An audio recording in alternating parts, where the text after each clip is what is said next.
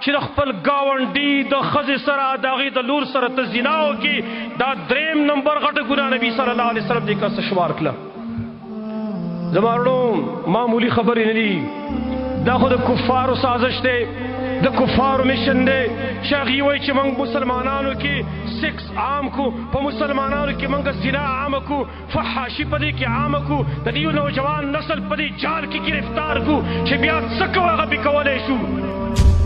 خو نبی صلی الله علیه وسلم څه فرمایي چې کوم سړی زنا کوي د حال ګورئ، لا یزني الزاني حین یزني وهو مؤمن. زناکار سړی چې زنا کوي په دغه ټیم کې دی ګنې مؤمني وایي. یو روایت عبدالله بن عباس رضی الله عنه کې راغلي کله چې سړی په زنا کې مبتلا شي ایمان ته چوش شي بر په سر باندې د چترۍ په شان ته ولاړي. سبحان الله.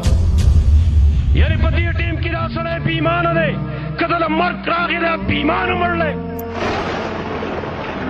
دومره خطرناک جرم دی چې د دې سره ایمان هم نه ټینګېږي. ایمان د حیا نوم دی، الحیاء شعبة من الایمان. حیا د ایمان یو شعبه ده. کوم سړی کې چې ایمان موجودي سوال نه پیدا کېږي چې دی زنا وکړي، او چې ګرم زنا کوي دا ایمان سره روغ نه پاتې کېږي، دا چې پورته کېږي. حدیث سے مسلم کې راغلی دی اذا زنى العبد خرج منه الایمان. کله چې سړی زنا کوي ایمان ته وځي.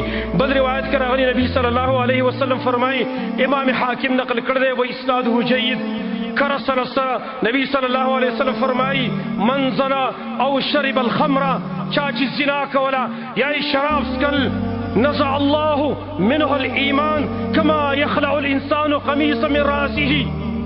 سبحان الله. کله چې سړی زنا کې مبتلا شي، کله چې سړی شراب څکي، رب العالمین د دې انسان نه دا ایمان داسې وباسي لکه څرنګه چې سړی د سر د طرف نه دا کمیس داسې وباسي.